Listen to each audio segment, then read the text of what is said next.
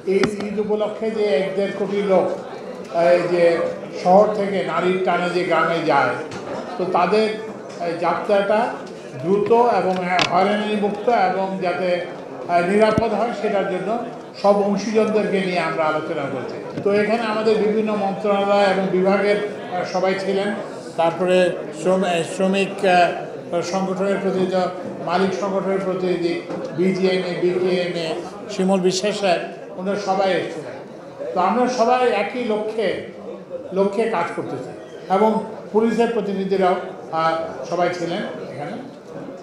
তো এখন কতগুলো মানে এটা প্রত্যেকবারই এই ধরনের একটা আলোচনা হয় ঈদের আগে।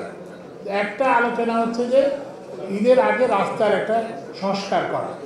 তো এগুলো আইডেন্টিফাই করা হয়েছে এবং এগুলো এই যে পূর্ণ রমজানের মধ্যে এগুলো রাস্তাগুলোর যতটা সম্ভব সংস্কার করা হবে।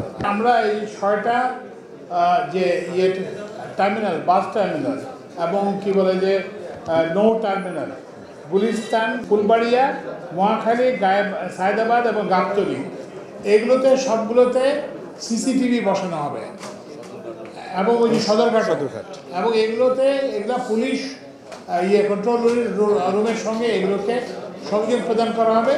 এখন সেগুলোর মাধ্যমে এগুলো পুরোপুরি মনিটরিং করা হবে, মানে ওই যে যাত্রীদের কী অসুবিধা হচ্ছে, কোথায় কী হয়রানি হচ্ছে, এগুলো সব দেখে এগুলো তাৎক্ষণিক ব্যবস্থা হবে। এবং এটার জন্য বিআরটিএ এবং ওই যে সিটি কর্পোরেশন আর সবাইকে মিলে একটা কমিটি করা হয়েছে এবং এটা মনিটরিং করা হবে। আচ্ছা, আর টিকিট যাতে কালাবাজারি না হয় সেই জন্য আমরা ওই যে মালিক পক্ষ ওনারা আমাদের আশ্বস্ত করেছেন। আর এইবার আমরা আশা করতেছি যে এই যানজট হয়তো একটু কম হবে, এই কারণে কারণ ছুটিটা বড়, ঈদের ছুটিটা বড় সময় ধরে, সুতরাং যারা বাড়ি যাবেন তারা মানে একটু সিদ্ধান্ত নিয়ে যেতে পারবেন, একদিন আগে পরে করে দিতে হবে এবং ফিরে আসার সময় একই ব্যবস্থা হবে। এরপর হচ্ছে যে মোটর সাইকেল এবং ওই যে নরিবহন প্রশিবন এগুলোকে মানে নরিবহন প্রশিবন এগুলোকে ওই প্রধান সড়কের, মহাসড়কের বাইরে রাখা হবে এবং এই যে মোটর সাইকেলদেরকে খুব ইয়েভাবে নিয়ন্ত্রণ করা হবে যে তারা যাতে হেলমেট, শুধু চালক না এবং যাত্রীরাও যাতে হেলমেট পরেন সেটা নিশ্চিত করা হবে। আচ্ছা, আরেকটা হচ্ছে যে ডেপুটি কমিশনার সাহেবদেরকে বলা হয়েছে যে রাস্তার মধ্যে যে হাট বাজার, রাস্তার পাশে যে হাট বাজারগুলো আছে অন্তত ঈদের এই সময়টা হাট বাজার যাতে ওখান থেকে সরিয়ে নেওয়া হয় যাতে যাবে। এবং এই যে ঢাকা বাইপাস এটাও সাময়িকভাবে খুলে দেওয়া হবে যাতে। তারপরে ওই যে যেটা বলা হয়েছে যে ঢাকা বিআরটি, এটাকেও আমরা ওই একদিক থেকে যাতায়াতের ব্যবস্থা করবো যাতে যাতায়াতটা স্মুথ হয়। আর ট্রেনের জন্য আমরা 10টা বিশেষ ট্রেন আমরা চালু করছি, 5 জোড়া। আর হচ্ছে যে এখন আর অফ ডে থাকবে না, প্রত্যেক দিনই ট্রেন যাতায়াত করবে। আর হচ্ছে যে অতিরিক্ত কোচ সংযোজন করা হয়েছে, যাত্রী সংখ্যা যেহেতু বাড়বে সেই জন্য 44টা অতিরিক্ত কোচ সংযোজন করা হচ্ছে।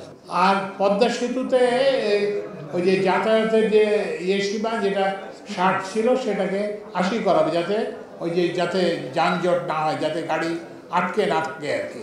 আচ্ছা, আর আপনারা এটাও জানেন যে আগামী 26শে মার্চ থেকে 2টা কমিউটার ট্রেন চালু করা হবে, একটা নরসিংদী ঢাকা আর একটা হচ্ছে নারায়ণগঞ্জ ঢাকা।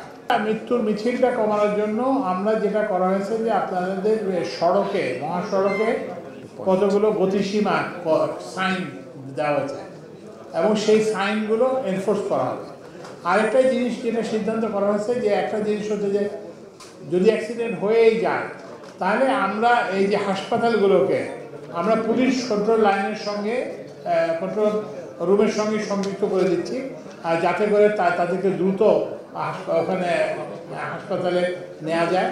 তারপর হচ্ছে যে গতি, স্পিডিং কিংবা মোটরসাইকেল যেগুলো যে অ্যাক্সিডেন্টের যে কারণ সেগুলো পুলিশ নিয়মিতভাবে মনিটর করবে এবং আমাদের বিআরটি এর মোবাইল কোডগুলো এগুলো করবে।